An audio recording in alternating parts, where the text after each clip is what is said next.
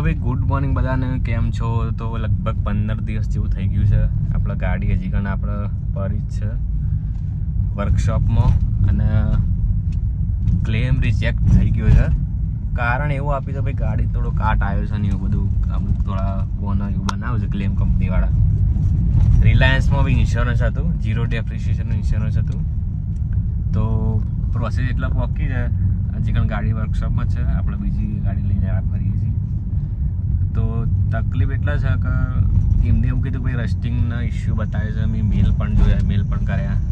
એટલે આપણે legally process થાય કરવાની છે. 24 તારીખ સુધી એમનું ઇન્ટિમેટ આપ્યું છે કે ભાઈ ત્યાર સુધી રાહ જોવો. અમારે સુપર સિનિયર જે છે તમને કોલ બેક કરશે ને એવું બધું. તો રોજ લગભગ 3 થી 4 વખત કંપનીઓને હેરાન કરીએ છીએ, ફોન કરીએ છીએ, સરખો જવાબ આપતા નથી. પછી એટલે ઇન્સ્યોરન્સ ભાઈ લેવું હોય તો વાર વિચારીને લેવું કઈ કંપનીને લેવું, કારણ કે તકલીફ થાય છે અને એક્સપોઝ કરીશું આપણે. એટલે લીગલી લડવાનું કારણ એ છે કે ભાઈ બધાને ખબર પડે કે ભાઈ આપણે કંપની કરે છે ક્લેમ રિજેક્ટ કરે તો પણ 4 એવી ગવર્મેન્ટ વેબસાઇટ છે, લોકપાલ છે, પછી RCEI કરીને છે એક, 2-3 બીજી વેબસાઇટો છે. એના ઉપર આપણે કમ્પ્લેન કરી શકીએ છીએ. એકમાં તમારે સર્ટિફિકેશન ના થાય તો બીજા ઉપર કરી શકો, બીજા ઉપર ના થાય ત્રીજા ઉપર કરી શકો, ત્રીજા ઉપર ના ચોથા ઉપર. એ રીતે તમે 3-4 તમને છેલ્લું આવે એના ઉપર આપણે થાય છે. ઘટનામાં એવું છે કે ભાઈ વગર કારણે હેરાન કર્યું છે એમ એટલું બધું કોઈ છે નહીં. હવે વરસાદ પડ્યો તો એમાં આપણી કોઈ ભૂલ છે નહીં. એક્સિડન્ટ થયું હોય જે લીગલી થયું હોય એ જ ભાઈ કહીએ કે હું લેવા આપણે ખોટું કે પણ છતાં પણ સમજતા નથી. તો કશો વાંધો નહીં, આપણે કોઈ ડરવાની જરૂર નથી. બધું આપણા તરફેણમાં આવી શકે છે જોઈને સરસ રીતે લાવતા આવડતું હોય તો. તમે સાચા હોય તો કોઈ બીવાની જરૂર છે જ નહીં. તો અત્યારે આપણે વડોદરા જવાનું છે પાછા આજે. તો 4 વાગે નીકળીશું.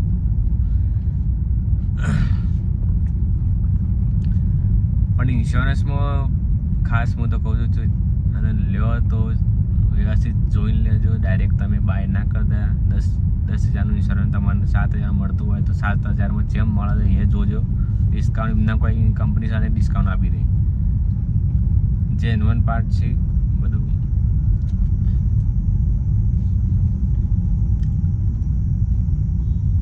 એટલે રિલાયન્સનું તો હવે ભૂલતી પણ મિત્રો, રિલાયન્સનું બધા ICICI બેંકનું બને તારું ગવર્મેન્ટનું તમે લેજો પછી જેમાં તકલીફ ના પડે એમ.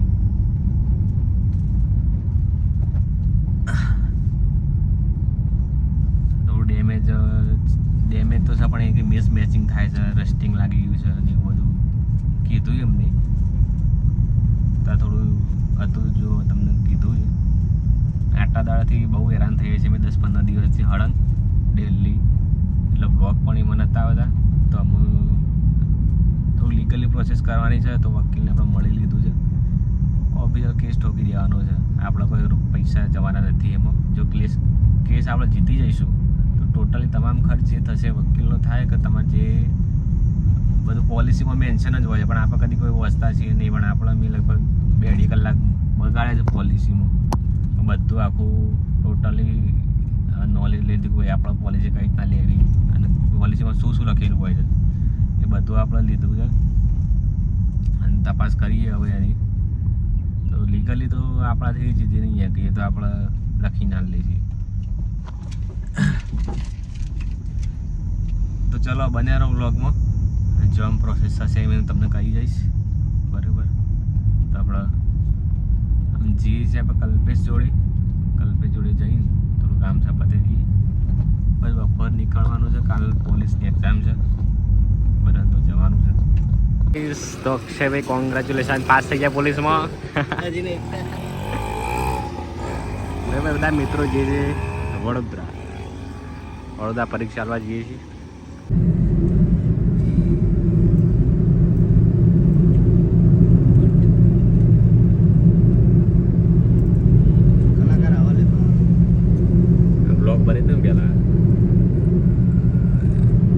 મિત્રો આપણે અમદાવાદ પહોંચી ગયા છીએ અને હાલ ટોલ ક્રોસ કરીને ચા પીધી. વડોદરા હજી 100 કિલોમીટર બાકી છે અને ટ્રાફિક બહુ હતું.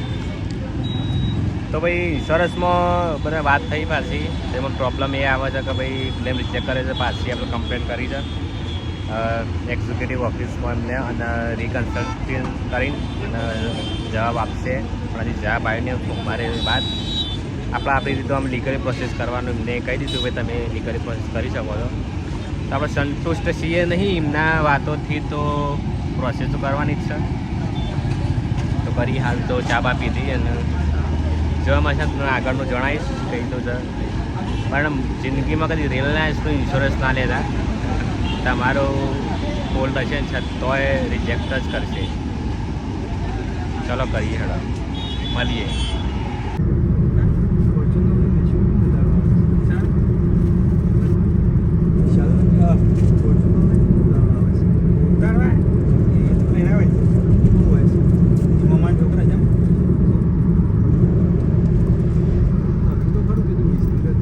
પહોંચી ગયા છીએ વડોદરા જમવાનું ચાલુ છે અને બધા છોકરા ભેગા રહે છે બધી પબ્લિક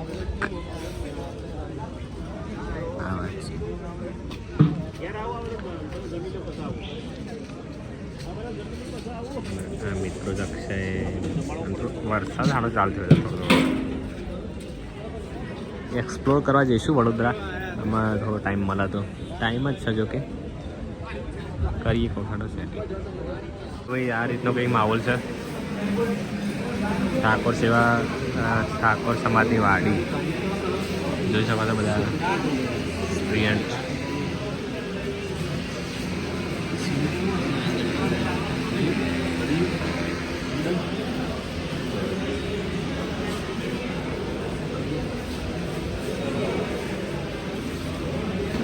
આ રીતનું કંઈક સ્ટે છે આજનો ઠાકોર સમાજ વાડીમાં વાડી તો સરસ છે તકલીફ એટલી છે કે તકલીફ આમ તો કોઈ ના કહેવાય કારણ કે સરસ આપણો છોકરોને મફતમાં ફ્રી ઓફ જમવાનું રહેવાનું સુવિધા મળે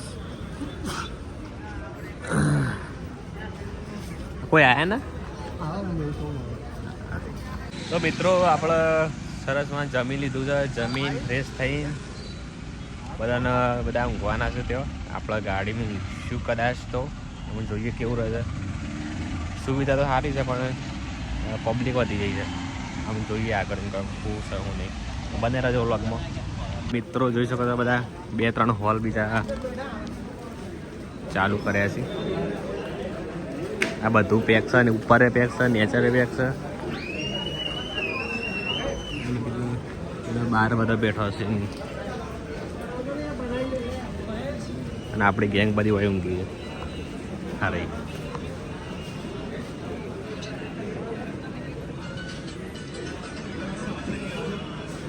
બ્લોગમાં થોડો અપડેટ છે આપણે આવી ગયા છીએ પોલીસ ક્વાર્ટરમાં આપણા થોડા કોન્ટેક્ટ દોડાવીને અમારા અક્ષયભાઈના રિલેટિવ હતા તો આપણે ખૂબ ખૂબ આભાર અમે તો ગાડીમાં ઊંઘવાના હતા પાછા પણ થોડા ફ્રેશ થઈને પાછા ઓટો પર જઈશું ગાટલો પછી લાગે ગાડીમાં પેલા ગાડી ઉતારવાની છે ખાલી કરવાનો હતી હાલત તો વ્લોગ એડિટ કરવાનો છે એટલા બધા ભર્યા છે લાઈટ ચાલુ થઈ જઈ છે છે રૂપાણી જોઈ છે 3જા માળે ઓ ભાઈ છે 4થા માળે ઓ ભાઈ 5મા માળે આમાં એજી જોઈએ 5મા માળે છે જોઈએ આપણે સાડા ઉપર બે આપણે લેતા જઈએ આ રૂમ છે કંઈક સરસ મજાની એસી વેસી લગાવી દીધી છે મજા આવશે સવારે ઉઠી હેડવા